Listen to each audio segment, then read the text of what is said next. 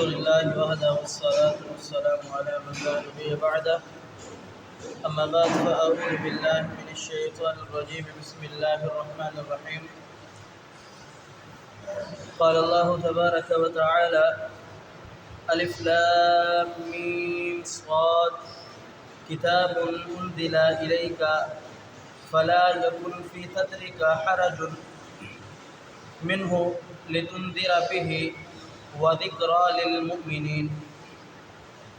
الف لام میم صاد یہ حروف مقطعات میں سے ہے کہ جس کا معنی صرف اللہ رب العالمین کے علم میں ہے، یا اس نے کسی حکمت کے تحت ان حروف کو قرآن پاک کے اندر ذکر بیان فرمایا، اور آج تک اس کا معنی کوئی جان نہیں پایا.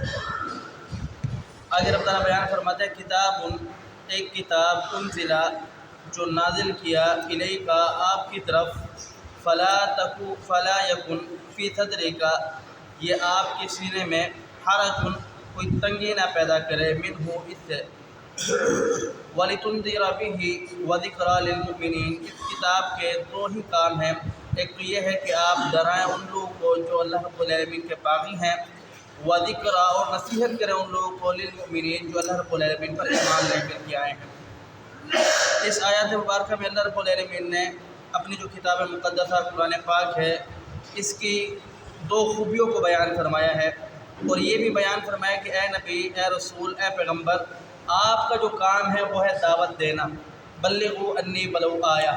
آپ کا اللہ کا جو حکم ہے وہ یہ ہے کہ آپ کو جو اللہ رب العالمین کی شریعت، ہدایت، رہنمائی پتہ ہے، آپ کی طرف وحی ہوئی ہے، آپ ہو بہو اسی طریقے سے لوگوں تک پہنچا دیجیے. آپ کا کام ختم ہو گیا. اگر اس کے بعد کوئی ایمان لے کر کے آتا ہے یا نہیں لے کر کے آتا ہے تو آپ اپنے دل کو، سینے کو تنگ نہ کریں، آپ پریشان نہ ہو جائیں.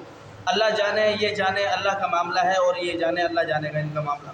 فرمایا کہ حرج من، آپ اس وجہ سے پریشان نہ ہو جائے. آپ کا جو کام ہے آپ نے وہ کام کر دیا. فرمایا کہ لتنذر بہ، آپ یہ بات ضرور ہے کہ آپ اس دعوت کے ساتھ، یہ جو لوگ اللہ کے باغی ہیں، اللہ کے دشمن ہیں، اللہ کے شریعت کے ساتھ بغاوت کرتے ہیں، آپ ان کو ڈراتے رہیں، بہ اس کتاب، اس قرآن پاک کے ساتھ.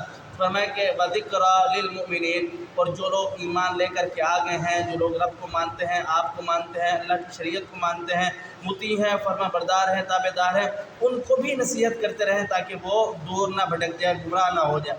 تو اللہ رب العالمین نے قرآن پاک کی یہاں پر دو خوبیوں کو بیان فرمایا کہ آپ اس کے ذریعے سے جو کافر لوگ ہیں ان کو عذاب الہی سے ڈرائیں، اور جو ایمان والے ہیں ان کو نصیحت کرتے رہیں. جناب رسول اللہ صلی اللہ علیہ وسلم کی حدیث سے آپ علیہ السلام نے فرمایا: القلوب تصدع كما يصدع الحديد اذا اصابها الماء قيل وما جلاؤها قال كثرة ذكر الموت وتلاوة القرآن. پیارے آقا پیغمبر علیہ السلام نے صحابہ کرام سے پوچھا کہ اے میرے صحابہ، آپ کو پتہ ہے کہ جس طرح لوہے کو پانی سے زنگ لگتا ہے، اس طریقے سے دلوں کو بھی زنگ لگ جاتا ہے. تو صحابہ کرام نے فرمایا: اللہ و رسولہ عالم، کہ اللہ اس کا رسول بہتر جانتا ہے.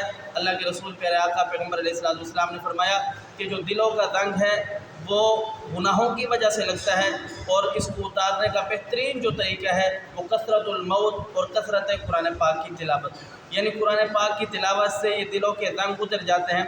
اور بھی بے شمار جگہ پر اللہ رب العالمین نے اس بات کو بیان فرمایا کہ قرآن پاک ایک ایسی عظمت والی کتاب ہے جس کو پڑھنے سے گناہ مٹ جاتے ہیں، نیکیوں کے اندر اللہ رب العالمین نیکیوں کے درجات بلند کر دیتا ہے، انسان کے اوپر آئی ہوئی آفات، مصیبتوں کو دور کر دیتا ہے.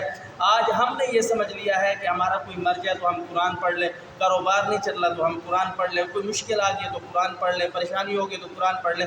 جبکہ ایسا نہیں ہے. ہر چیز، ہر مسئلے کا حل قرآن ہے. اگر انبیاء کی دعوت دیکھنا چاہتے ہو، اللہ کے تعارف کو دیکھنا چاہتے ہو، زمین و آسمان کی پیدائش دیکھنا چاہتے ہو، سیدھے راہ پر جانا چاہتے ہو، دنیا اور آخرت کی بھلائی دیکھنا چاہتے ہو، اس دنیا کے اندر کامیاب ہونا چاہتے ہو اور آخرت کے اندر کامیاب ہونا چاہتے ہو، تو ہر چیز کا حل کیا ہے؟ یہ کتاب لا ریب، یہ واحد کتاب ہے جس کو اللہ رب العالمین نے نازل کر کے بیان فرماتا ہے: انا نحن نزلنا الذکر وانا له لحافظون. اس کو ہم نے نازل کیا ہے، اس کی حفاظت کی بھی ذمہ داری ہماری ہے.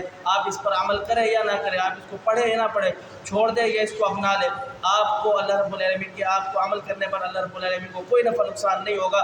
ہاں البتہ یہ بات ضرور ہے کہ آپ جب گناہ سے حد سے زیادہ گناہوں کے اندر تجاوز کرو گے، بڑھ جاؤ گے، تو اللہ رب العالمین آپ کو ایسے عذاب کے ساتھ ختم کر دے گا، پھر ایسی قوم لے کر کے آئے گا جو اللہ رب العالمین کی مطیع اور فرمانبردار اور تابعدار ہوگی۔ اللہ سمجھنے عمل کی توفیق دے، اور قول قولی ھذا استغفر اللہ لی و لکم ولسائر المسلمین۔